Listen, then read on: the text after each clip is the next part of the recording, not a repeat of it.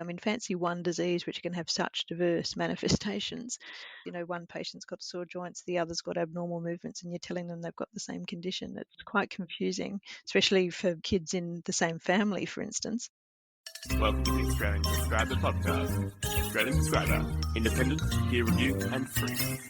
I'm Danelli Pereira, your host for this episode, and it's a pleasure to be speaking to Professor Anna Ralph today. Anna is the Division Lead of the Global and Tropical Health Division at Menzies School of Health Research in Darwin. Anna and her team refresh us on the practical and pertinent points of managing rheumatic fever and rheumatic heart disease in the August issue of Australian Prescriber. Anna, welcome to the program. Thanks. Hello. Anna, I wanted to start off by saying that although rheumatic fever and rheumatic heart disease are by no means unheard of conditions, I think it would be pretty fair to say that many of us health professionals have a limited understanding of what it is and how to manage it. Why do you think that's the case, and are they considered rare conditions? Essentially, in lots of parts of Australia, these are quite rare conditions. When I say rare, I mean less than about 40 per 100,000 population. But the really important thing is that there are pockets of Australia where these rates are way higher, so more like 300 plus per 100,000 population. That's rates of rheumatic fever I'm talking about. So, lots of people might never come across it in their whole medical career, depending on where they're living and working. Or if they come across rheumatic heart disease, they might only see it in fairly elderly people. So this is a really geographically different disease where the rates are really different depending on where you are in the country. So it's really an exposure thing. Unless you're living in those areas where it is more common, you might just don't get the exposure to become familiar with it. As a healthcare provider, that's right. Having said that, doesn't matter where you live and work in Australia, it's really important for everyone to know about these conditions because they can pop up in any environment. And, some people considered to be at high risk, such as migrants from lower middle income countries and also Maori and Pacific Islanders living here in Australia who are considered at higher risk, for instance. You need to be able to pick it, recognise it, know how to diagnose it. So it's important for everyone to know about. Would you mind clarifying the exact difference between acute rheumatic fever and rheumatic heart disease? Yeah, sure. And look, that's the slip up that a lot of us make, calling it various combinations of those words. Acute rheumatic fever is the acute bit, as you expect.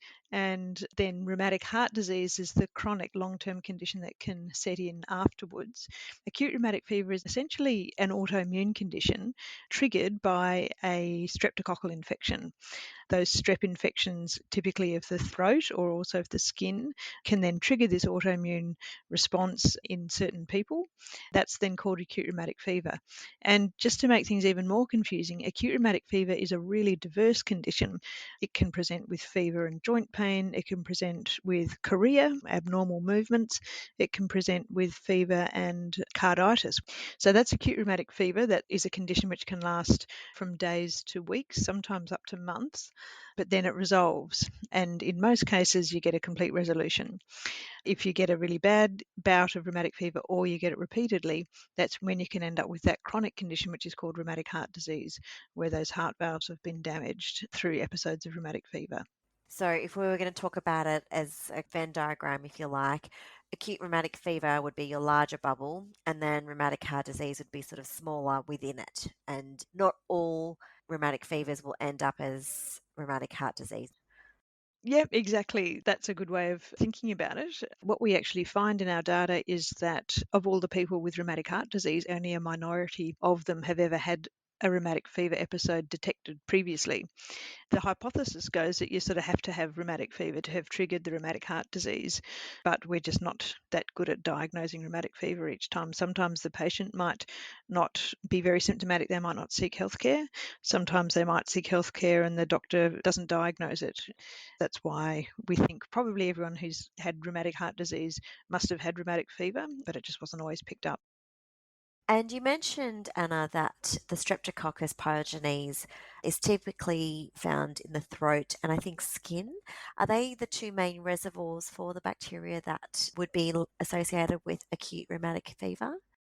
So there's been this really interesting debate over decades, really, about what triggers rheumatic fever. Is it only the throat? Is it just pharyngitis, group A strep or strep pyogenes infecting the throat that triggers it, or can it also come from other sites of infection as well? The parts of Australia that have high rheumatic fever rates have very high rates of skin infection with group A strep. That skin infection is typically what we'd call impetigo or school sores. They look really innocuous. They're just little rounded ulcers, maybe just like a centimetre in diameter. And that's the really common manifestation of strep pyogenes. The sort of circumstantial evidence, and now also some direct evidence from Australia and New Zealand linking those skin infections with rheumatic fever, really illustrates that it's skin as well. It's not just throat. And so you've talked about the at risk populations, especially in Northern Australia. Why are these populations considered to be the most at risk? Rheumatic fever is essentially what we call a disease of poverty or of disadvantage or disparity, depending on how you want to frame it. There's been systematic reviews which really try to tease out what is it about socioeconomic disadvantage that drives rheumatic fever. And it's likely a combination of things, in particular household crowding and limited access to healthcare, especially in a timely way to get onto antibiotics once a streptococcal infection is diagnosed, and access to washing facilities. We know a lot of remote housing, particularly for Aboriginal communities, is pretty suboptimal. There's not a lot of maintenance out bush sometimes, and the heat itself helps things to deteriorate more quickly. So often being able to wash kids every day to reduce the burden of streptococcal infection on the skin is not available. So those issues around healthcare access, household crowding are really key drivers of rheumatic fever. It's an important marker in Australia of sort of how well we're doing in closing the gap, for instance, and it's a clear marker that we're actually not doing very well. And if we could do better in reducing rheumatic fever rates by addressing those environmental health conditions, it would have major impacts, not just on rheumatic fever, but on so many other transmissible diseases of childhood. Perhaps regardless of socioeconomic background, children who are maybe typically exposed to crowded childcare or kinder or school areas, even in southern parts of Australia, are they considered to be at risk? And what is it that sets them apart that puts them less at risk?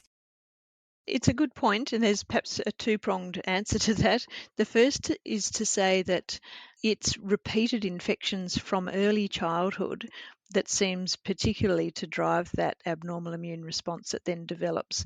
It seems like the immune system just gets sick of seeing the strep all the time, and it triggers this autoimmune response instead, where things go a bit haywire, and instead of just killing off the strep germ, you end up with this rheumatic fever condition. A single episode of impetigo usually doesn't cause any troubles other than the fact that it's, at risk of transmitting it to other people.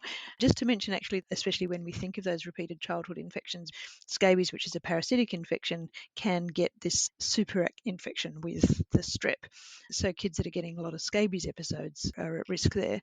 Among those kids that are getting repeated infections, just a small proportion end up with that abnormal autoimmune response. And then getting people onto the right treatment in a timely way, so getting access to the antibiotic promptly, is really important. The other part of that answer, though, is also to say that in some more recent epidemiological data from Australia, what's evident is that even though there's this big gradient where the rates are low in Southern Australia, the rates are high in Northern Australia, but despite that, there are occasional cases that just pop up in southern hospitals, in metropolitan areas, in areas that you would think are not socioeconomically deprived.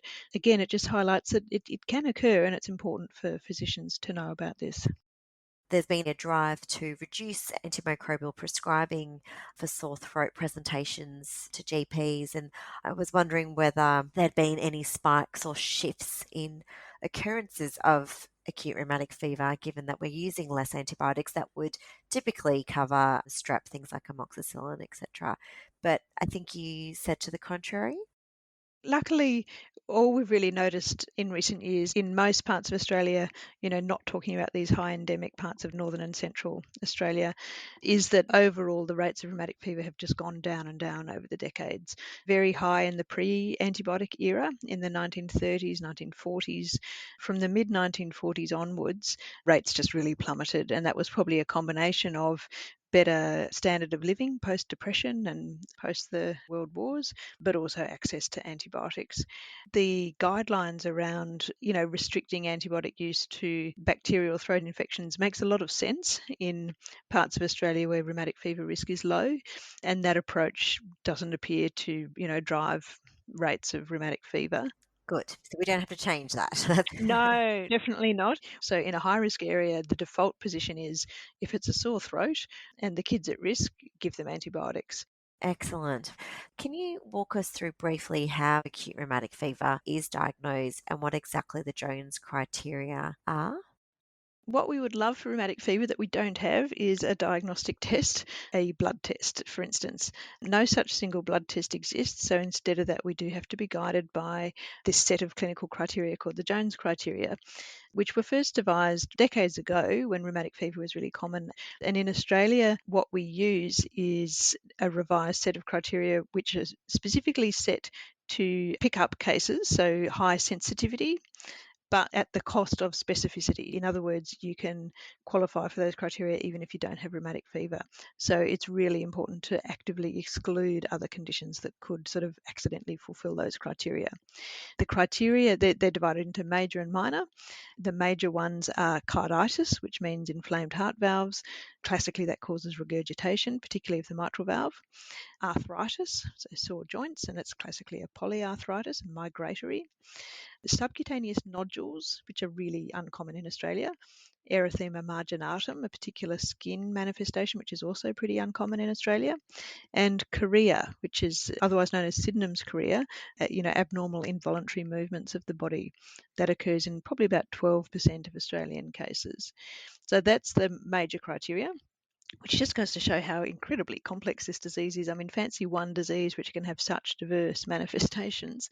As you can imagine, it's pretty hard to be explaining that to patients. One patient's got sore joints, the other's got abnormal movements, and you're telling them they've got the same condition. It's quite confusing, especially for kids in the same family, for instance. But then you've got the minor criteria. So that is fever. With the cardiac involvement, you can get first degree heart block, which manifests as prolongation of your PR interval on your ECG, and raised inflammatory markers, so the C reactive protein and the ESR. And in addition to all those criteria, you have to have a certain number in each. You also need proof of recent streptococcal infection, and usually that's based on streptococcal serology results, so a blood test. But you have to sort of put it all together in this big picture to come up with that diagnosis of rheumatic fever. And just making sure that, things like flu could even meet those criteria. COVID could as well. You can get sore joints with COVID. But at least those can be swabbed easily enough. Yeah, so the important thing is to actively think of it and exclude those differential diagnoses, basically. And so, given the difficulty with the diagnosis, do you believe that the current figures of disease incidence are actually understated? They certainly could be, and that then makes it difficult to know what to make of rising numbers. The Australian Institute of Health and Welfare reports rates of rheumatic fever in Australia, and largely what we've seen is actually an increase in rate, despite all the effort that has gone into trying to reduce rheumatic fever rates. But does it actually mean that people are getting better at detecting it and diagnosing it? Or does it mean that actually there's more true cases occurring? To tease it out, we also need to be monitoring rheumatic heart disease rates, complication rates, how many people are going for surgery, all those other endpoints as well. Also, just to mention that there's not all states in Australia have rheumatic fever as a notifiable condition. New South Wales does now have a register along with Northern Territory, Queensland, Western Australia and South Australia, but that leaves out Victoria, ACT and Tasmania, which don't report rheumatic fever. So we actually have no idea what their case rates are like. And if it is to be considered for all unexplained fevers and you've excluded the other conditions that can present in a similar way, should bacterial throat swabs be done more routinely via GPs for children that do present with all of these symptoms? If it's rheumatic fever, by the time the rheumatic fever symptoms are coming along, which is often about 2 or 3 weeks after the actual streptococcal infection, Yeah, it can be negative, you're right? often getting a negative throat swab anyway. And then just to complicate things, you can also have carriage and therefore get a positive throat swab even when you never had an infection in the first place. So it could actually muddy the picture more than Yeah. anything else. But if a child's presenting with what you think could be acute rheumatic fever and they're reporting that they've either had or they've got a sore throat, then yes, I think it would be valuable to do a throat swab. But perhaps the more reliable thing is the streptococcal serology in that setting because of that time lag between the strep infection and the rheumatic fever symptoms coming on. In your article, Anna, you highlight that there have been important changes to the 2020 Australian guideline for the prevention, diagnosis, and management of acute rheumatic fever and rheumatic heart disease. Can you talk us through maybe a couple of the most important changes that you think listeners should be aware of? In the past, once you got a diagnosis of rheumatic fever, there was always this sort of 10-year sentence as such of, needing penicillin injections, minimum 10 years or up to the age of 21, whichever is longer. So there's a subgroup of people who no longer need 10 years but can get away with 5 years. And that's people that never had any cardiac involvement. So the cardiac involvement, which is, shown on echocardiogram as being mitral valve thickening or regurgitation, or it can also involve the aortic valve. If there's no sign of that at all during your episodes of acute rheumatic fever and you have a normal echo repeatedly, including sort of after 5 years, then you can actually get away with just a 5-year penicillin course. And that's sort of also in line with international guidelines. So that's good news for some. That is great news, yeah. One of the practices that's changed is when people think of rheumatic fever, often they think of high dose aspirin because that was always the first line treatment for the arthritis of rheumatic fever. That's an effective therapy, but because of the side effect profile, including the rare possibility of Ray's syndrome in children that might happen to have flu, we've shifted away from that to using non-steroidal anti-inflammatories such as naproxen and ibuprofen.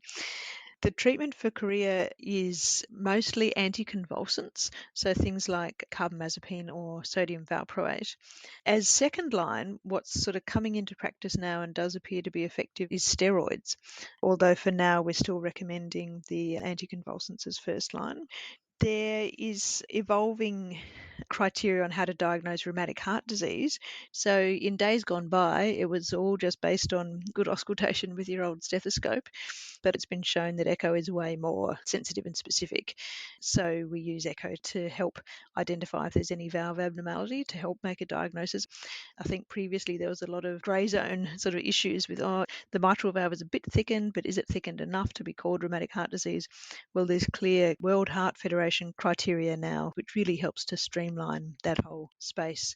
There's been a minor change in the benzathine penicillin dosing for prevention just to make it easier based on weight, and that's been streamlined now just to 3 dose bands to make that a bit more simple. Something that we do in Australia that's sort of clearer in the most recent guidelines is we define 3 categories of rheumatic fever. It can be definite if you're meeting all of those Jones criteria and testing negative for alternative conditions. Then there can be a category called probable acute rheumatic fever, which is where you almost meet those criteria but not quite.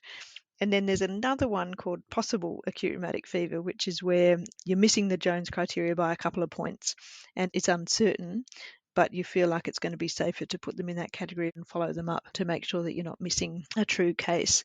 Overall, the guideline really emphasises the importance of culturally safe care, that it doesn't matter how good your medical management is and whether you're prescribing the right drugs. If you're not communicating really effectively with your client and their family, making them feel welcome, they're not going to engage effectively with the care that's being offered.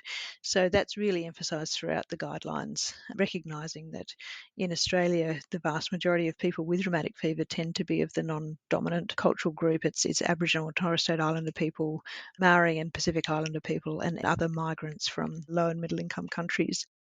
How does prevention of infective endocarditis differ for your rheumatic heart disease patients versus non-rheumatic heart disease patients? So I guess we're talking about dental procedures and things like that.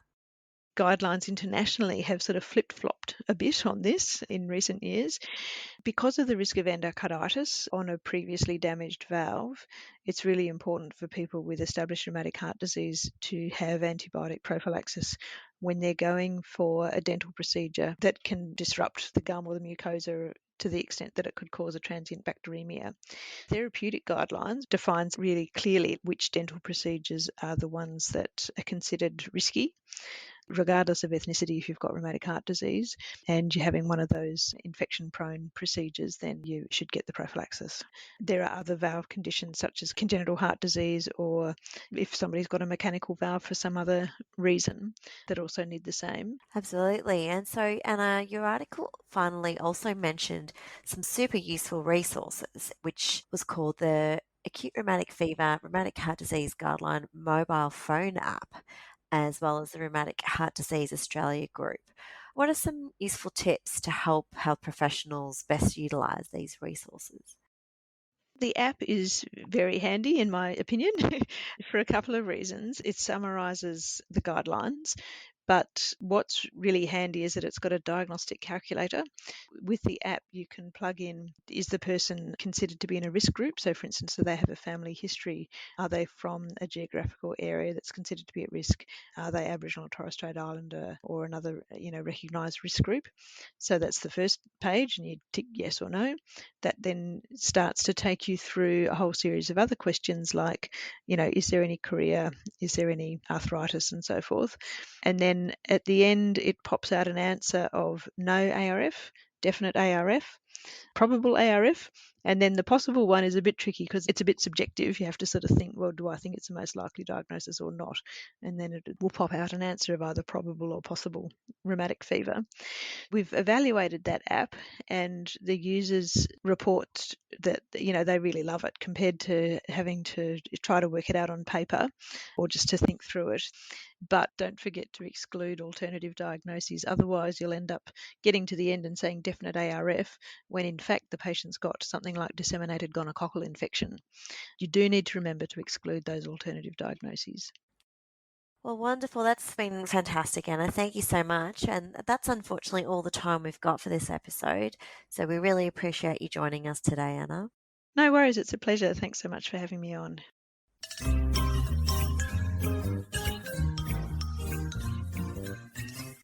Anna's full article is available online. The views of the hosts and guests on the podcast are their own and may not represent Australian Prescriber or NPS Medicine Wise. I'm Denali Pereira, and thanks for joining us on the Australian Prescriber podcast.